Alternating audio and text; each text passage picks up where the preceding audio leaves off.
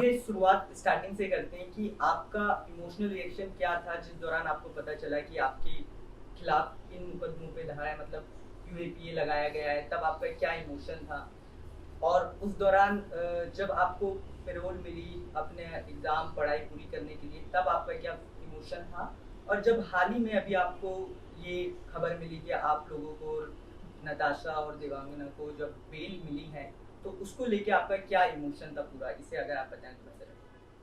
हाँ, देखिए कोई तैयारी तो थी नहीं किसी चीज़ की।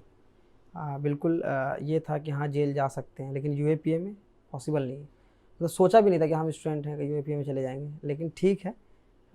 यूएपीए में गए, लेकिन उम्मीद नहीं था कि इतना जल्दी बाहर आएंगे। और 1 साल के अंदर में यूएपीए में जेल में रहा। यूएपीए में देखा बहुत सारे लोग यूएपीए में, लेकिन बेल का कोई भी जो जब अमेंडमेंट 2018 में यूएपीए हुआ उसको जब मैं पढ़ा, तो ये देखा कि मतलब कि बेल का कहीं भी कोई प्रावधान नहीं है किसी भी तरह का। 143D यूएपीए में एक सेक्शन है 43D अकॉर्डिंग जो है, उसमें डिस्क्लोज़र स्टेटमेंट जो है, जो हमने पुलिस के सामने बयान दिया होता है, डिस्क्लोज़र स्टेटमेंट जो है वो एडमिसिबल नहीं होता है, मतलब कोर्ट में मेरे स्टेटमेंट। बट अगर आप बेल के लिए जाएंगे तो वो एडमिसिबल होगा। मेरा जो डिस्क्लोजर है वो एडमिसिबल होगा जब हम बेल के लिए जाते हैं, लेकिन अगर हम डिस्चार्ज के लिए जाते हैं कोर्ट में कि आप हमारा केस को जो है डिस्चार्ज कीजिए, तो वहाँ पे एडमिसिबल नहीं होगा। तो इसलिए हमको मतलब उम्मीद ही नहीं था कि कहीं से कहीं तक जो है वो बेल मिलेगा। लेकिन एग्ज़ाम के लिए जब हम अप्लाई किए कि हमें जो है इंटरम बेल दिया जाए, तो अब आई थिंक यूएपीए में थे, इंटरम बेल मिलना बहुत मुश्किल था। तो इसके लिए हम लोगों को जो है मुझे कस्टडी पैरोल दिया गया। एक बार मैं जामिया में एंट्रेंस के लिए आया मास्टर्स के लिए, मेरे पीछे पेपर छूटे हुए थे, जो एडिस्टिंग के वक्त जो पेपर थे वो छूटे हुए थे। तो मैं पहले पहले तो एंट्रेंस के लिए आया मास्टर्स के लिए। तो अब जब पेपर ही क्लियर नहीं है तो मास्टर्स में मतलब कि निकल चुका है, मास्टर हमने क्लियर कर चुका है कि एंट्रेंस हमने क्लियर कर लिया, लेकिन जो है रिजल्ट क्लियर करना, ग्रेजुएशन कंप्लीट करना ज़रूरी था। तो अब अरेस्टिंग की वजह से वो नहीं हो पाया, तो मुझे मास्टर छोड़ना पड़ा, लेकिन जो है ग्रेजुएशन कंप्लीट करना था। तो फिर हमने लगाया कि इंटरम बेल हमें मिल जाए, 1 हफ्ते का या 10 दिन का जो भी मिले, लेकिन वो नहीं मिला। वो कस्टडी पैरोल मिला था। मैं वहीं से रुक के जो है उसके बाद एक गेस्ट हाउस के लिए जो है गेस्ट हाउस में आया, और वहाँ से तैयारी करके हमने जो है जामिया में एग्ज़ाम दिया दिसंबर में।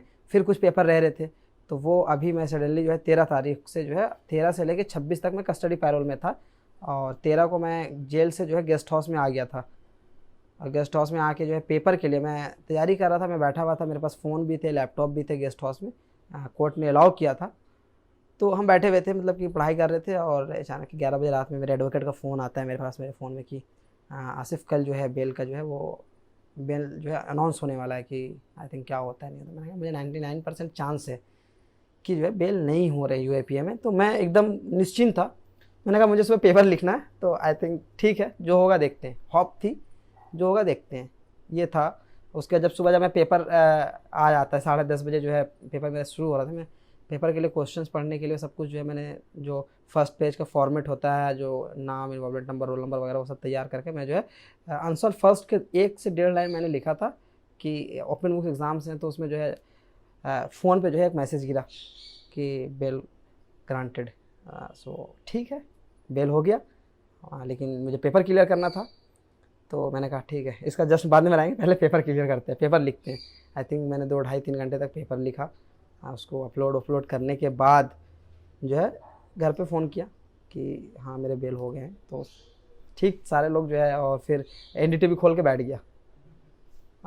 क्योंकि जब मैं जेल गया था, तो जो है सारे लोगों ने मीडिया ट्रायल चलाया, किसी ने नहीं बोला। मैं अभी आके रात में मेरे कुछ दोस्त दिखा रहे थे, ये देखो तुम्हारे बारे में क्या बोला गया, तुमने तो आतंक फैला दिया, ठीक है, दंगे करा दिए, ये वो। मैं वो सारे वीडियोस अब देख रहा था, अब देख रहा हूँ।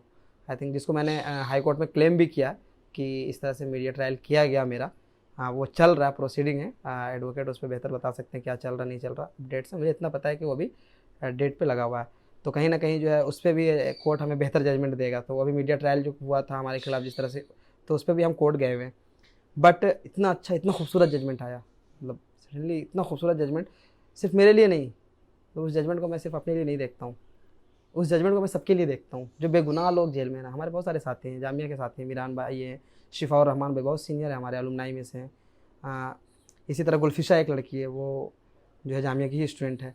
तो और भी जो लोग हैं, मतलब ये तो मैं जामिया का बता रहा हूँ क्योंकि जामिया से एक लगाव है, मैं जामिया का स्टूडेंट हूँ, तो कहीं ना कहीं थोड़ा सा जो है माइंड आया था कि लाओ मतलब, तो लेकिन और भी जो है जितने पॉलिटिकल प्रिजनर्स हैं, आप देखोगे क्या नाम है, भीमे कोरेगांव में जो है जिस तरह की चीज़ें थी, सुधा भारद्वाज वगैरह, वो क्योंकि अब एक्टिविस्ट हैं, एक्टिविज़म करने की वजह से वो भी हमारे ठीक है आइडियोलॉजीज डिफरेंस है लेकिन एक्टिविस्ट तो हैं, तो कहीं ना कहीं लगाव है कि वो बेहतर काम कर रहे थे, तो ठीक है, तो उनके लिए भी फ़ायदेमंद हो सकता था, लेकिन शायद अब क्या मंजूर है वो कोर्ट डिसाइड करेगा, क्योंकि वो मामला सुप्रीम कोर्ट में है, और जब सुप्रीम कोर्ट में है तो जो है हम कुछ बोल नहीं सकते कि क्या होगा नहीं होगा, क्या करना चाहिए नहीं होगा, कोर्ट का हाथ में है। क्योंकि जब हाई कोर्ट ने इतना खूबसूरत जजमेंट दिया है तो कहीं ना कहीं जो सुप्रीम कोर्ट से भी हमें होप है कहीं ना कहीं जो कुछ बेहतर जजमेंट आएगा। तो ठीक है, सब ओवरऑल जेल रहा और पढ़ाई रहा और फिर जामिया, और जो भी आना जाना बीच में हुआ उसके दरमियान जो खुशी थी, 2 बार कस्टडी पैरोल मुझे मिला, जामिया आया, जामिया देखने को मौका मिला, एग्ज़ाम्स लिखने के मौके मिले। जामिया में जो है जो टीचर्स थे कस्टडी पैरोल के दरमियान, उन्होंने सबसे बेहतर काम ये किया, जो एग्ज़ामिनर्स हैं जो एग्ज़ाम ले रहे थे, उन्होंने जो है, जो हमारे साथ पुलिस वाले आए हुए थे जो साथ में सेफ्टी सिक्योरिटी के लिए जो मामला था कि मैं, तो वो जो आए थे उन सबको चाय पिलाया जामिया ने। मैंने कहा चलो कम से कम हमारा जामिया जो है, जो वहाँ टीचर, मैं इतना खुश हुआ कि कम से कम जो लोग हमारे साथ आए हुए थे, कम से कम 8-10 लोग थे साथ में, ठीक है वो उनका कंसर्न था वो, लेकिन ये है कि कहीं ना कहीं जो है वो लोग खुश हुए हैं। तो जामिया के बारे में तो हमने ऐसा सुना था, जामिया के बारे में तो हमने ऐसा सुना था कि हाँ इस तरह से होते हैं, ये होते हैं, वो होते हैं। तो आई थिंक जो है कहीं ना कहीं जो उनके माइंड में जामिया के रिलेटेड जो चीज़ें थी, जो चीज़ें मुझे रास्ते में वो बोल रहे थे कि जामिया ऐसा है, जामिया वैसा है, वो चीज़ें जो है ख़त्म हो गई। तो ये सब बहुत खुशी का मौका था कि चलो एक बार जामिया देखने का मौका मिल रहा है, एक बार लोगों से, मैं किसी से मिलने नहीं दिया गया, कोर्ट जो है अलाउ नहीं किया था मिलना, हम उसके लिए जो है ज़िद भी नहीं किया, ठीक है पेपर लेके गाड़ी में बैठे सीधा चले गए, रुके भी नहीं। लेकिन बेल के लिए भी मैं खुश हूँ, लेकिन क्योंकि अपने से दूर था, जामिया से मेरी आदत है, मैं लोगों के बीच में रहता हूँ, मेरे साथ जो है मैं बहुत सारे लोग होते थे हमेशा जामिया में भी, और कभी अकेला नहीं बैठता था। मेरा नाम ज़रूर आसिफ इकबाल तन्हा है, लेकिन लोगों ने मुझे तन्हा छोड़ा नहीं। तो वो जो है फील जो है मुझे कहीं ना कहीं जो है बहुत यूँ हो रहा था कि लोग हमारे साथ होते थे, मेरी आदत थी और कि हम लोगों के साथ रहें, और वो चीज़ें जो है मुझे मिल रही। अब तन्हाई जो है, तन्हा की जो तन्हाई है वो ख़त्म हो गई अभी। एक चीज़ मुझे बताइए कि आप करीबन 1 साल जेल में थे, तो इस दौरान महामारी भी थी जेल में, मतलब जेल में क्या पूरे देश में और दुनिया में महामारी थी, तो उसको लेके, हेल्थ को लेके काफ़ी कंसर्न रहता था और रहता होगा आपको। और तो जेल में जो आपका एक्सपीरियंस था वो किस प्रकार था बाकी लोगों के साथ भी, और वहाँ के जो भी वार्डन या फिर प्रिजनर जो भी संभालते थे वहाँ पे, उनको लेके आपका एक्सपीरियंस कैसा रहा?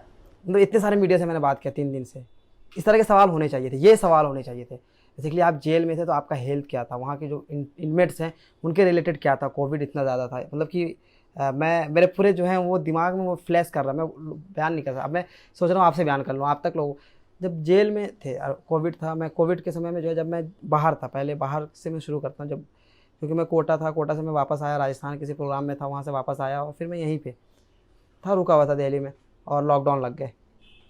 मैं सोचा कि सबसे पहले तो क्योंकि नॉर्थ ईस्ट में जो कुछ हुआ था वायलेंस, हम उसमें रिलीफ का काम कर रहे थे, मतलब कि वो खाना पहुंचाना, कपड़े पहुंचाना, लोगों के जो है ज़रूरियात के सामान। उसके जब लॉकडाउन होता है तो आपको याद होगा लॉकडाउन के वक्त में जो है, उस वक्त शुरू शुरू में लोग जो हैं बहुत ज़्यादा जोश में थे कि लोग पता नहीं गरीब कैसे ज़िंदगी गुजारेंगे, तो उसमें रिलीफ का काम, यानी कि हम लोग किट्स बनाते थे, इसी जगह पे, इसी ऑफिस में बैठ के पूरे किट्स जो है, यहाँ पे ये लाइब्रेरी है बेसिकली, लेकिन इसका नीचे का जो हिस्सा था ना वो सिर्फ पैकेट से जो है, वो मुझे याद है अच्छे से कि वो पूरे पैकेट से जो है वो खाने के वो बने रहते थे और हम यहाँ से जो है देते थे। फिर एक टाइम ऐसा आया कि जो है मज़दूर जो है पैदल जो है वो ट्रैवल करना शुरू कर दिए, तो इस रोड से जाते थे, तो हम बाहर जो है टेबल और क्या नाम है चेयर्स वगैरह लगा के पानी के बॉटल्स और बिस्किट्स और नमकीन्स और क्या नाम है तहड़ी वगैरह जो है डब्बे में बना के वो सब हम लोग रखते थे और उनको देते थे।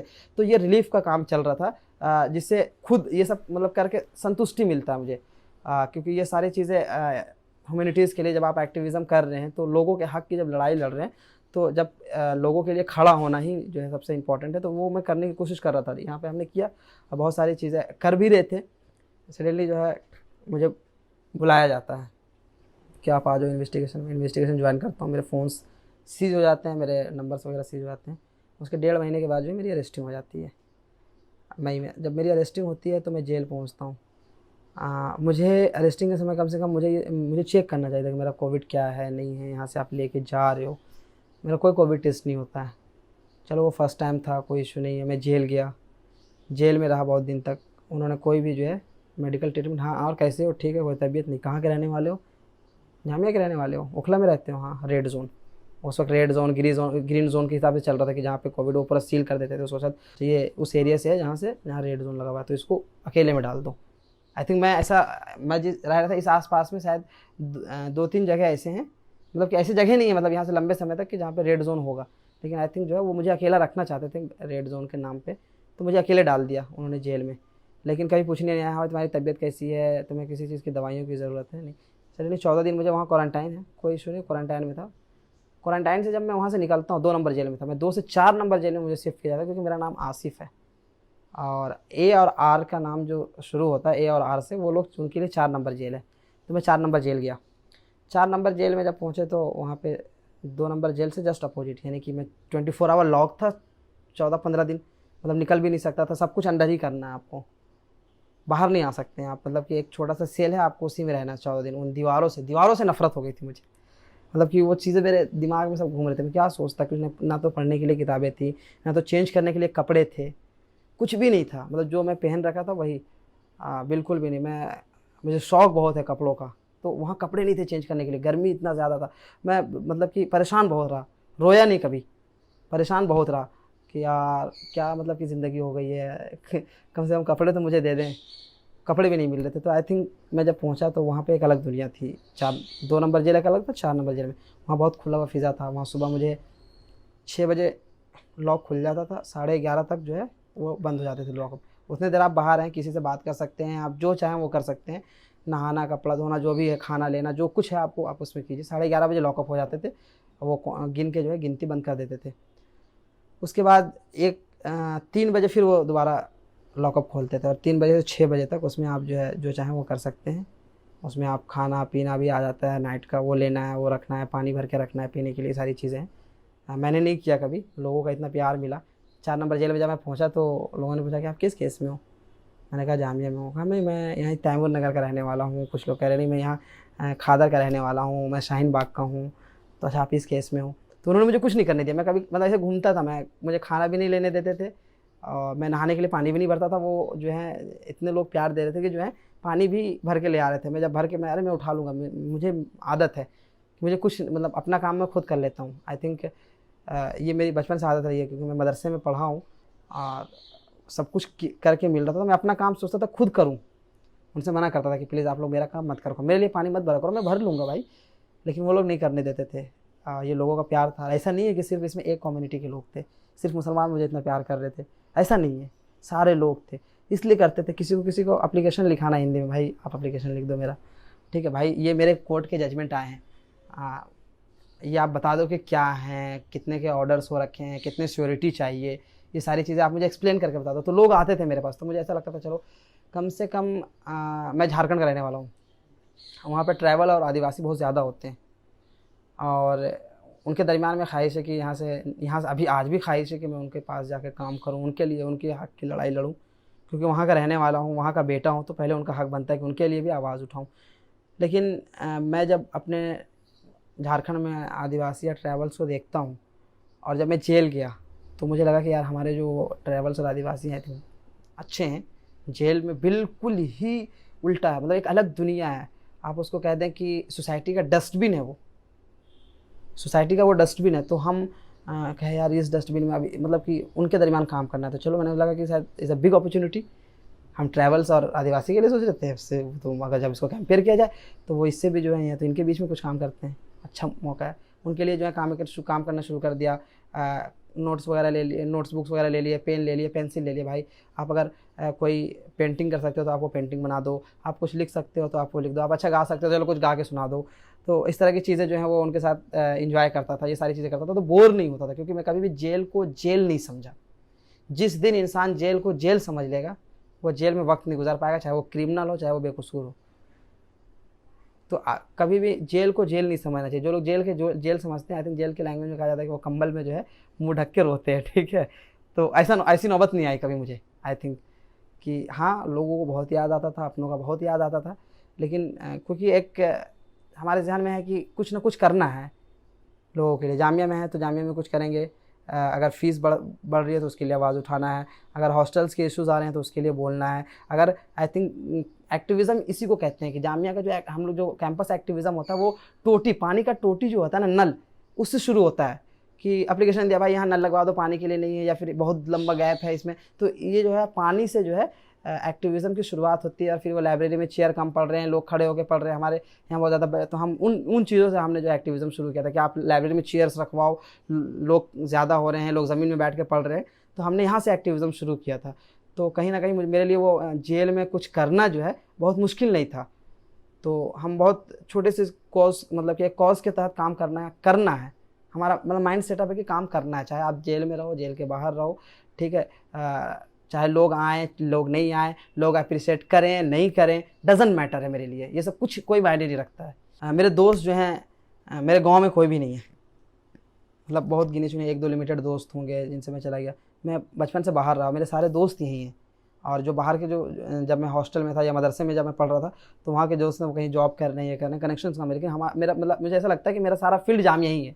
मेरा सेकंड हाउस जो है मैं मानता हूँ कि वो जामिया है पूरा, मतलब सारे लोग जामिया में ही हैं। मतलब कि अगर मैं घर पे होता और मेरी अरेस्टिंग होती और मैं यहाँ से घर जाता तो शायद इतने लोग से नहीं मिल पाता जितने लोग से आज मैं यहाँ मिल रहा हूँ, जितने लोग यहाँ आ रहे हैं मिलने के लिए, जो जितने लोग फ़ोन कर रहे हैं, मतलब कि टाइम नहीं, 4-3-7 घंटे अब तक सोया हूँ जब से जेल से आया हूँ।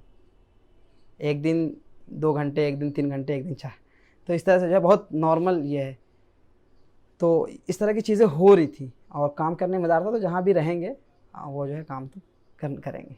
एक चीज जैसे आपने भी बताया मीडिया ट्रायल को लेके, आपने एक बिल्कुल कि दिल्ली पुलिस ने कई सारी चीजें जो है वो पहले से डिस्क्लोज कुछ मीडिया हाउसेस को कर दी थी, जिसके खिलाफ आप कोर्ट में भी गए थे, और आप पे कई ऐसे टैग भी लगाए गए कि कई मीडिया हाउसेस ने, जैसे हम जानते हैं उनके नाम लेने की कोई जरूरत नहीं है, कि आतंकवादी या जिहादी जैसे टैग लगाए।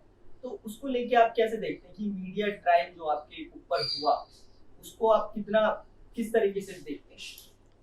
देखिए, हर काम में 2 चीज़ें हैं, या तो उनको कामयाबी मिलेगी या नाकामी मिलेगी। उन्होंने मीडिया ट्रायल किए, कहीं जब मीडिया ट्रायल होता है तो उनको अब तक जो है नाकामी मिल रही है।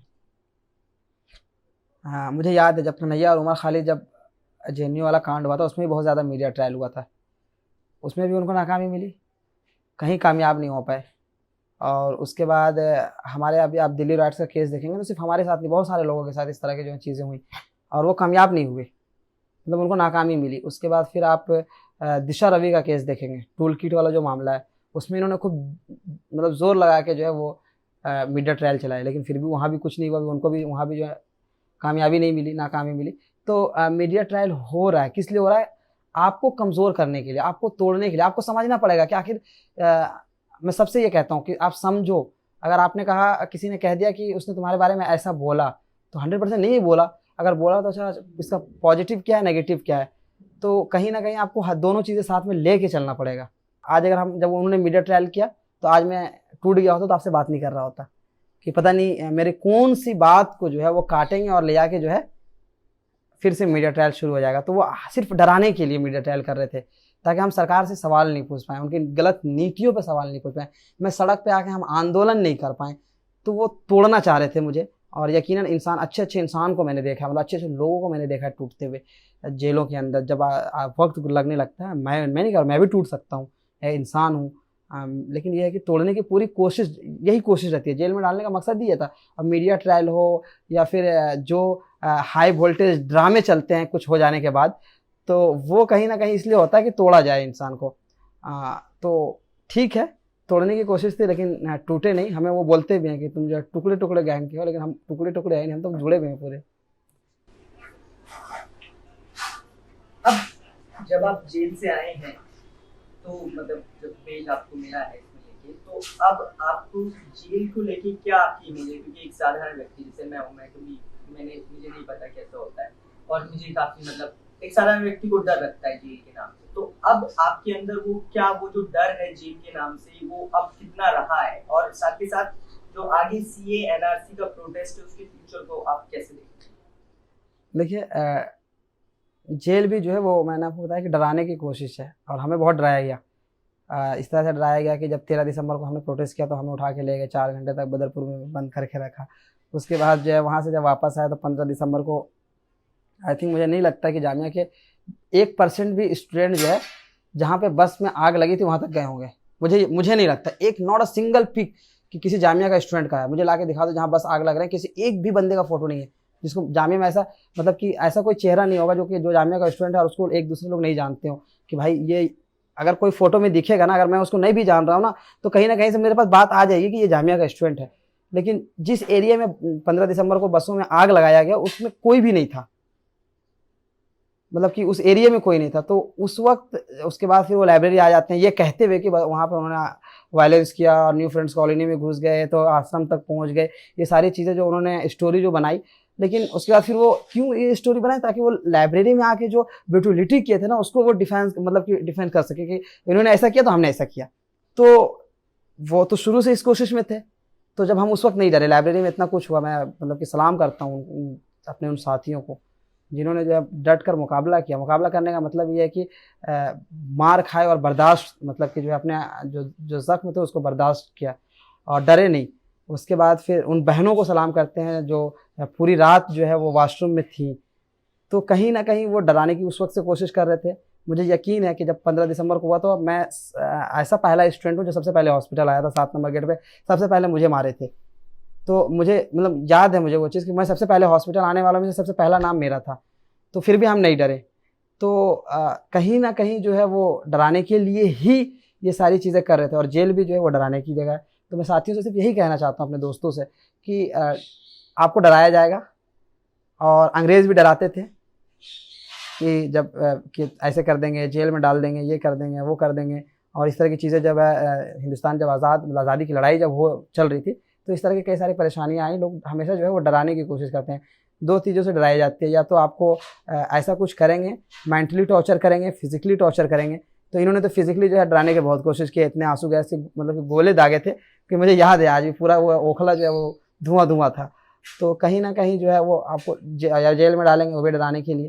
तो डरने की ज़रूरत नहीं है। आप किससे डरोगे? मैं ये कहता हूँ कि अगर आप नहीं बोलोगे, अगर हम नहीं बोलेंगे ना, तो हमारी जो आने वाली नस्लें हैं ना वो हमें माफ़ नहीं करेंगी कि आपने क्या किया। हम कभी भी पार्टीशन को सही नहीं बोलते हैं। क्यों नहीं बोलते हैं? क्योंकि वो गलत था, नहीं होना चाहिए था। इतना बड़ा हिंदुस्तान होता, इतना पावरफुल होता कि नहीं, लेकिन जो तो क्योंकि वो भी तोड़ने की राजनीति थी, वो भी काटने की राजनीति थी, मतलब कि कहीं ना कहीं हिंदुस्तान से ही कट के पाकिस्तान बना। तो वो क्यों? तो ये जो तोड़ने और काटने की जो राजनीति है ये हम लोग नहीं करना चाहते हैं। और ये भी जो है वो डरने और डराने की जो पॉलिटिक्स है ये भी नहीं करना चाहते। तो आपके साथ जितनी आप अगर नहीं करोगे तो इसी तरह आपको तोड़ा जाएगा, आपको काटा जाएगा, आपको मारा जाएगा। आज जैसे हम बोलते हैं कि बाबा साहब भीमराव अम्बेडकर ने जो है संविधान लिखा तो उसमें जो है तमाम मज़हब के मानने वाले, तमाम धर्म के लोगों को मानने वालों को जो है अधिकार दिया है, ठीक है। जब हम गांधी जी को पढ़ते हैं तो ये पता चलता है कि आज़ादी के लिए, आज़ादी सिर्फ क्या नाम है मुसलमानों के लिए, हिंदू सभी लोगों के लिए था। तो कहीं ना कहीं जो है हाँ, हमें ये जानने मतलब कि जानना पड़ेगा कि हम अगर उनकी तारीफ़ कर रहे हैं, अपने बुज़ुर्गों की, अपने बड़ों की और उनकी हिस्ट्री को पढ़ के अगर हम लोगों को बोल रहे हैं कि हमारे बुज़ुर्गों ने, हमारे असलाफ़ ने, हमारे फ्रीडम फाइटर्स ने जो है ये सब कुछ किया, तो क्योंकि वो हम उनकी नस्ल हैं, हम तो कहीं ना कहीं हम उनकी तारीफ, हमें भी कुछ ऐसा करना होगा कि हमारे पीछे जो लोग आए तो कम से कम बोलेंगे हाँ इन लोगों ने, जब कुछ ऐसा हो रहा था कि जब कोई एक तानाशाह जब था और गद्दे में और वो इस तरह से कर रहा था तो हमारे लोगों, मतलब कि लोगों ने कुछ नहीं बोला। जो इंसाफ पसंद लोग थे जो उस वक्त जो है कहते थे कि तो उन लोगों ने कुछ नहीं बोला, उन लोगों ने कुछ नहीं किया। तो हमें ये नहीं सुनना है, इसलिए हमें बोलना पड़ेगा, हमें करना पड़ेगा, ताकि आने वाली नस्लें जो है हमें गालियाँ ना बकें। अगेंस्ट सीए एनआरसी मूवमेंट क्या है? देखिए, अगेंस्ट सीए एनआरसी मूवमेंट जो है वो जामिया से शुरू हुआ, सबको पता है। और जामिया से शाहीन बाग, और शाहीन बाग से पूरा एक नेशनल मूवमेंट बना, नेशनल मूवमेंट बना। और फिर जहाँ वो मूवमेंट के वाइंड अप का कोई प्रेस रिलीज आपके पास आया है? मुझे नहीं पता, आया नहीं आया। किसी ने वाइंड अप का अनाउंसमेंट किया है क्या? हमने तो नहीं किया है, या हमारे साथियों ने नहीं किया है। तो हमारा जो आंदोलन है वो तो वाइंड अप नहीं हुआ है। वो कोविड की वजह से जो है हमने वहाँ से क्राउड कम किया था, और जब क्राउड कम किए तो वो हमारा जो ताम झाम था, जो हमारे पोस्टर्स थे, जो हमारे बैनर्स थे, जो हमारे पंडाल थे, जो हमारे गद्दे थे जिसमें हमारे साथियों सोते थे, वो सब उठा के ले गए। जो हमारी किताबें थी वहाँ वो सब उठा के ले गए कि वक्त गुजारने के लिए किताबें जो है लोग पढ़े, थोड़ा देर यहाँ बैठे, वो सारी चीज़ उठा के पुलिस सारे ताम झाम हमारा ले गई। तो इससे आंदोलन खत्म हो जाएगा। या फिर हमारे जो दीवारों पे जो तस्वीरें या मैसेजेस बने हुए थे वो सारा उन्होंने जो है उसको पेंट कर दिया उसमें, तो उससे आंदोलन खत्म हो जाएगा। कोई भी अगर आप लोग के नॉलेज में हो तो थोड़ा मुझे भी दिखाएं। मैं तो यही जान रहा हूँ कि अब तक कोई भी वाइंड अप का जो है अनाउंसमेंट नहीं हुआ है। तो जब वाइंड अप का अनाउंसमेंट नहीं हुआ है तो आंदोलन जारी है। आंदोलन अभी इसलिए भी है क्योंकि कोविड की वजह से लोगों को जान बचाना थोड़ा मुश्किल है।